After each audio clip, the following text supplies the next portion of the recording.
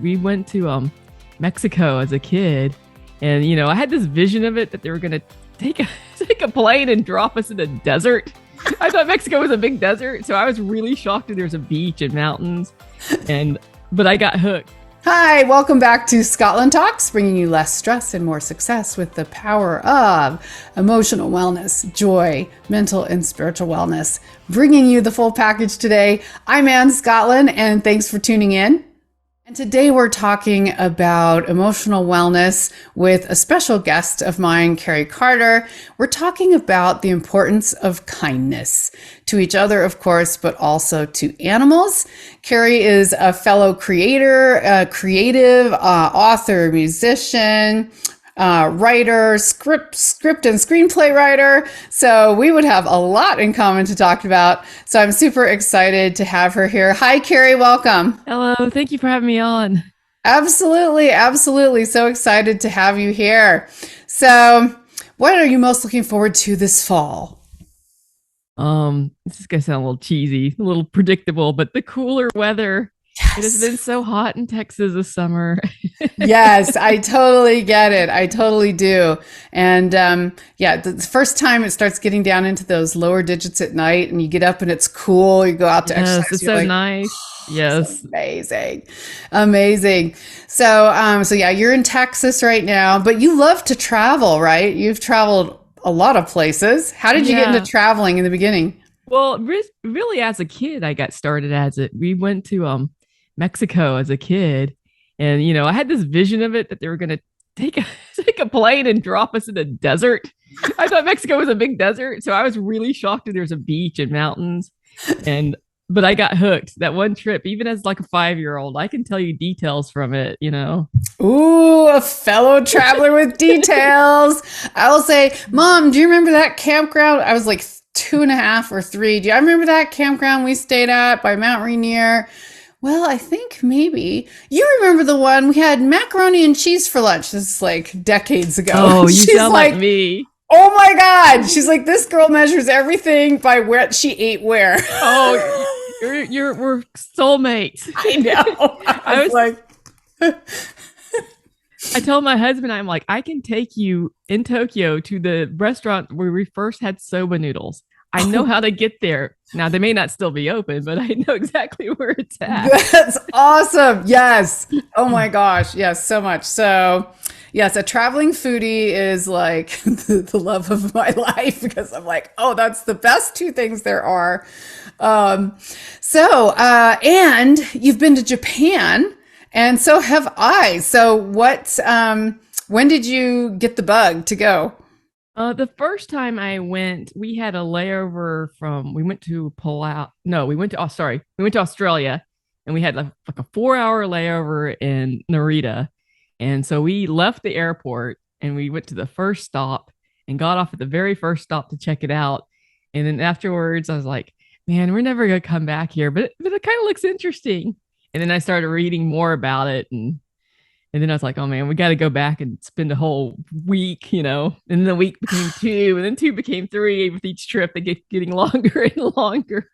Absolutely. Wow. So she really knows Japan. I've only been for a week, and I absolutely fell in love. The cities were great instead of the modern cities. Beautiful. Tokyo's amazing. I have a medieval history degree. Oh, wow. And so anything with ancient history, especially like temples and religious history and architecture, even the cemeteries, I thought I had died and gone to heaven, because, Kyoto and so many other places it was just amazing. My favorite experience, though, was going up into the mountains.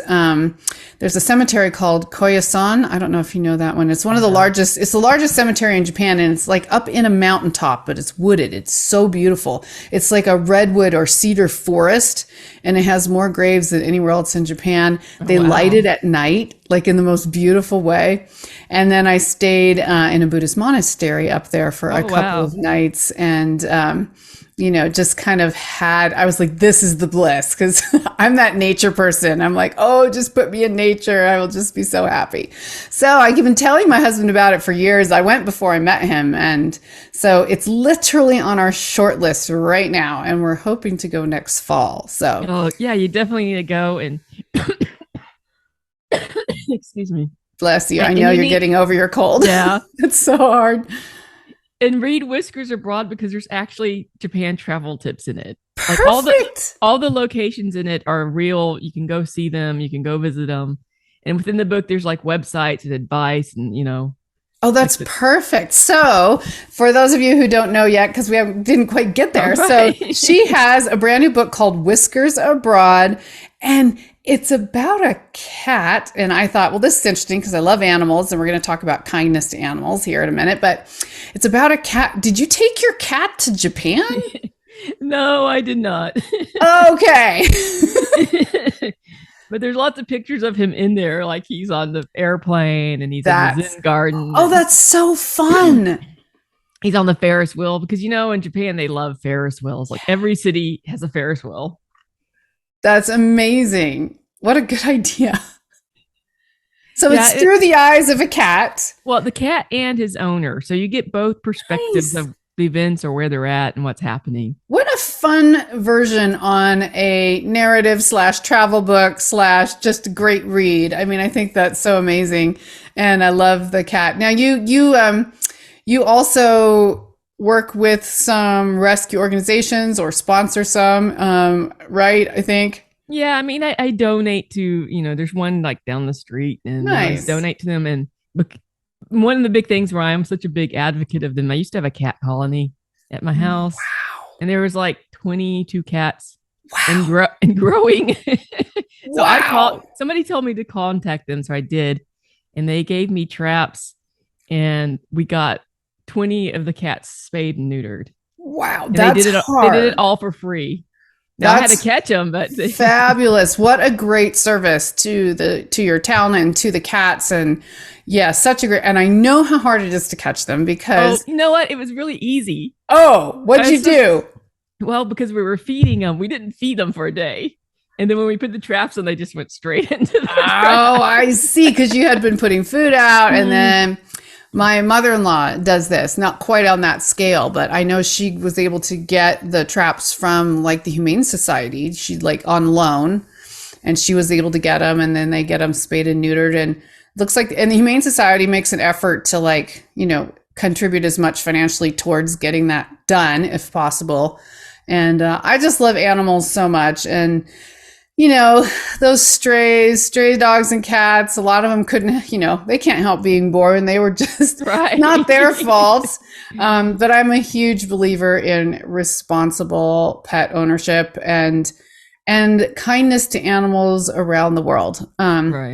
That is just so important to me, because, maybe that's not their natural state, but they are domesticated animals, and they have become very much sort of dependent on humans. And we live now in a society with cars and trucks and all kinds of dangerous things. It's not just the wild anymore. So we really do have a responsibility to be kind to them. And we've taken over their area so much, we encroached on their land. Yeah. So even if they had been managing, now it's more challenging. Living here in Houston, we've got like possums and raccoons that are always in the backyard, Wow, you have turtles in your backyard? We do. And I'm like, there's a bayou, but it's not that close. I'm like, did he walk all the way from the bayou? Oh my gosh, that's amazing. Wow. Yes. And I think too, and I'll just finish my pitch on animals here, because you guys, all you listeners, how much I love them, and I have my 3 rescues all sleeping here, and thank God sleeping at the moment, because I don't have anyone to help watch them today. So, kindness to animals, and how much, even from a sociological perspective, it shows the progression of social society. How we treat each other is often measured by how the society treats animals. Right. Our respect for human life, our respect for preventing unnecessary suffering. And, the more advanced that society becomes, the more care and is toward animals, which you can see so easily in developed societies as opposed to, developing countries where the people don't always have enough to eat.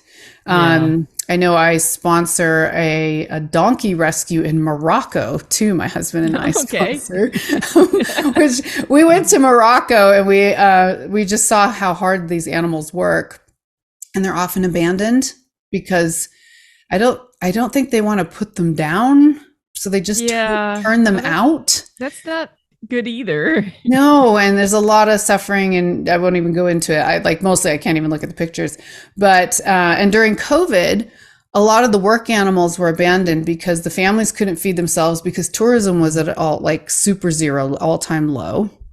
And the horses that pulled the tourist carriages weren't working. And so a lot of the animals were turned out. I think the rescue ended up with 300 or 400 horses and donkeys. Wow. But I just love it when I meet other people who care about animals, like you, like this rescue organization.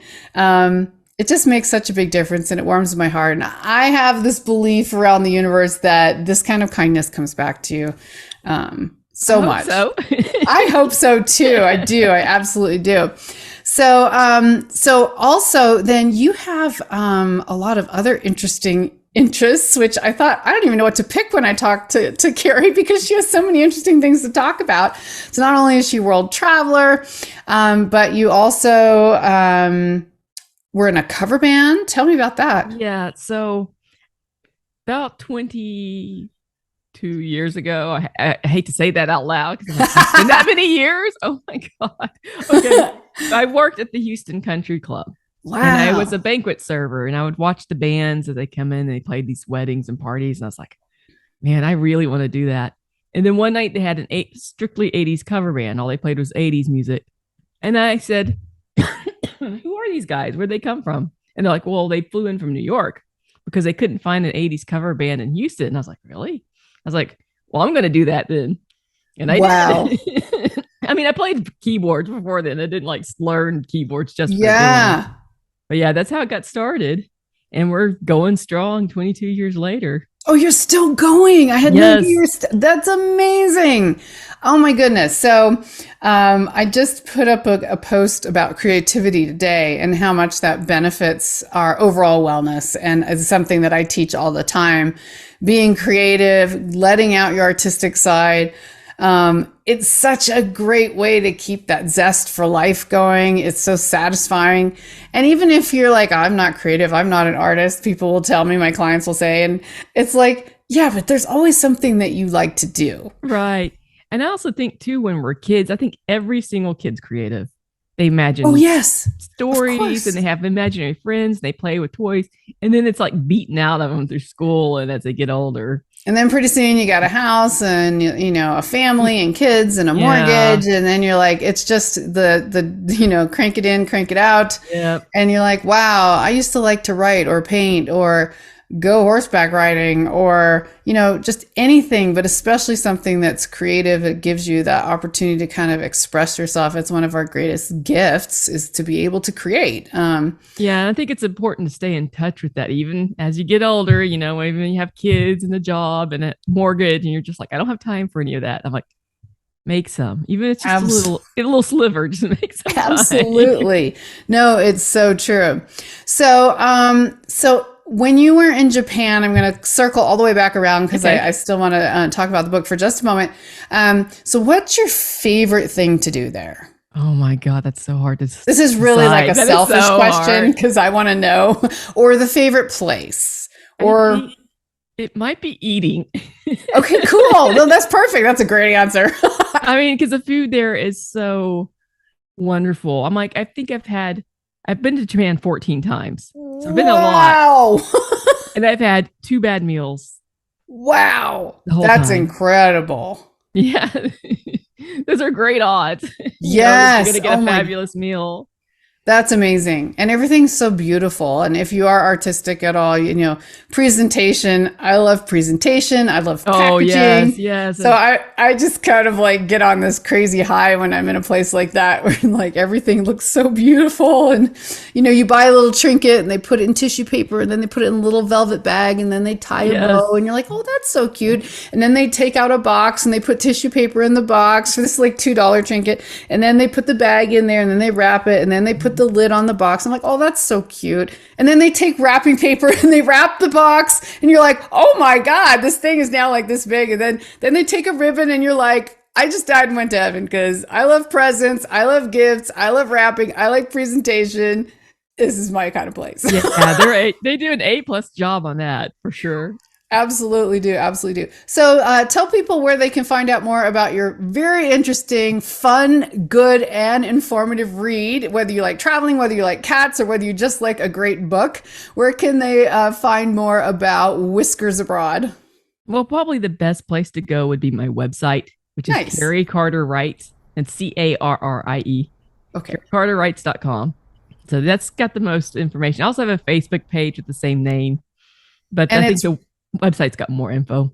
Okay, and it's Writes, WRITES? Correct. Like a writer. Yes, so Carrie Carter Writes. Okay, I was just making sure that we had, it wasn't like a third name. Right. So Carrie Carter Writes, you guys check it out. Check out her love for animals, her love for travel, and a great reminder for us all to be creative, be kind to animals and to each other, and find more mental wellness and joy as you do it. So thanks so much for being with us today, Carrie. I really appreciate it. All right. Thank you. And we'll have to talk again soon. We'll have to talk about travel and food. That's for sure. Yeah. I mean, I've got 14 trips to talk about. Oh, yeah. So I would definitely talk before I go to Japan next year. Yes. And thank you all for tuning in to watch or listen. Please do like and subscribe so we can keep this coming to you. So appreciate you coming on to Scottlin Talks, and stay tuned. Come back next week to see what we've got for you. Be well. All right.